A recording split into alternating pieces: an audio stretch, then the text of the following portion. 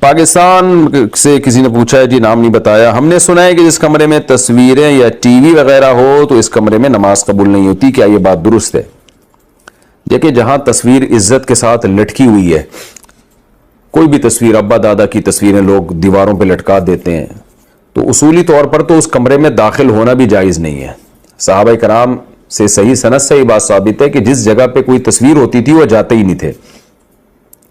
اور نبی صلی اللہ علیہ وسلم نے فرمایا ان الملائکۃ لا تدخل بیتا فیہا صورت حیوان او انسان، جس کمرے میں انسان یا جانور کی تصویر ہو تو وہاں فرشتے بھی داخل نہیں ہوتے۔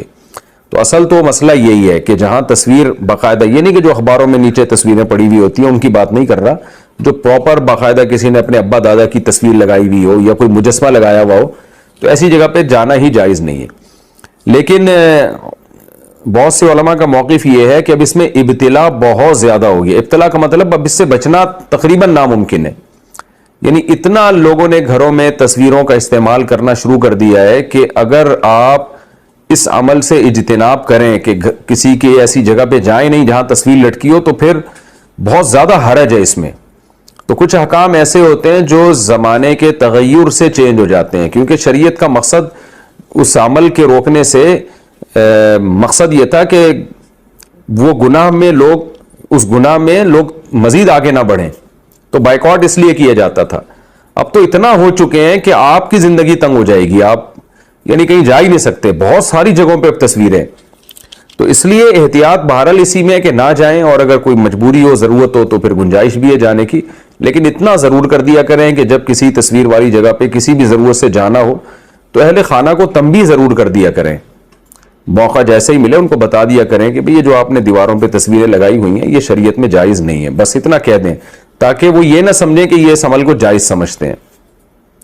باقی اس جگہ نماز پڑھنا بھی جائز نہیں ہے کیونکہ گناہ والی جگہ ہے،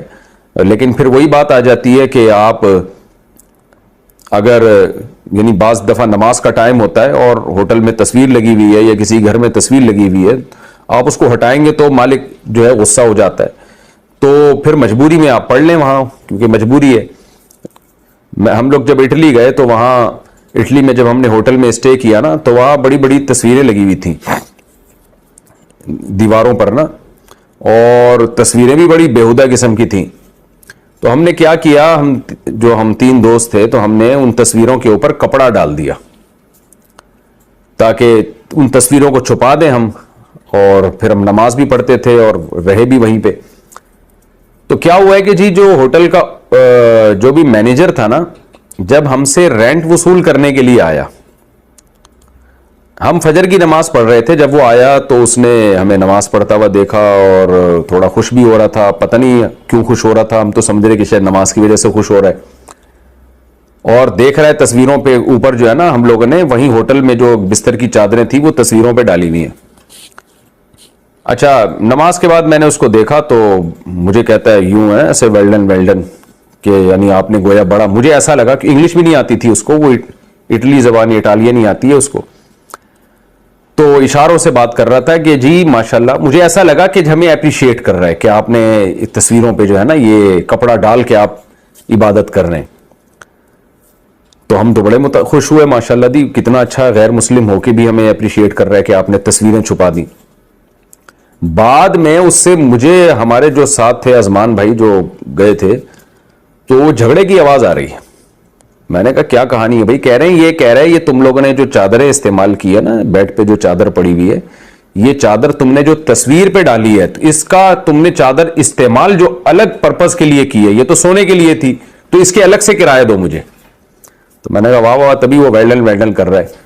تو اب آپ دیکھو کہ ہم تصویر ہٹا کے چھپا دیتے تو وہ کتنا غصہ ہوتا اور کیا کرتا ہمارے ساتھ۔ تو جب انسان پریکٹیکل لائف میں آتا ہے تو پھر اس کو اپنی بھی مجبوریاں بھی پتہ چلتی ہیں، لوگوں کی مجبوریاں بھی پتہ چلتی ہیں۔ تو اصولی طور پہ مسئلہ یہی ہے کہ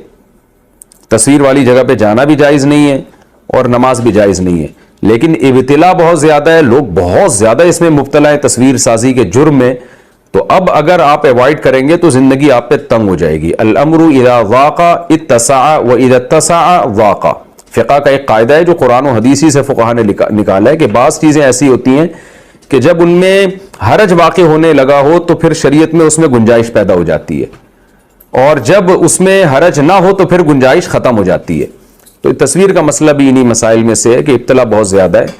تو حتی الامکان کوشش کریں ایسی جگہ پہ نماز بھی نہ پڑھیں اور جائیں بھی نہیں، مجبوری ہو تو پھر گنجائش ہے، اللہ سے امید ہے کہ گناہ نہیں